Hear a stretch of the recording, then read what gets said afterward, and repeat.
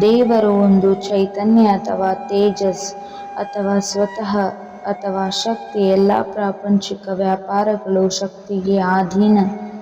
ದೇವರೆಂಬ ಏಕಮಾತ್ರ ಮಹಾಶಕ್ತಿಯು ಎಲ್ಲ ಜೀವಿಗಳಲ್ಲಿಯೂ ವ್ಯಾಪಕವಾಗಿರುವುದು.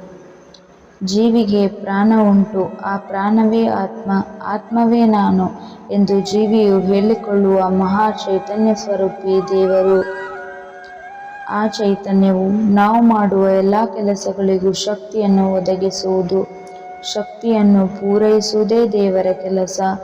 ದೇಹ, ಇಂದ್ರಿಯಗಳು, ಮನಸ್ಸು, ಬುದ್ಧಿಗಳು ಇವುಗಳ ಮೂಲಕ ಪ್ರಪಂಚ ಮೂಲ ಶಕ್ತಿಯನ್ನು ಬಳಸಿಕೊಂಡು ಕೆಲಸ ಮಾಡುವುದು ಜೀವಿಯ ಪಾಲಿಗೆ ಸೇರಿದ್ದು.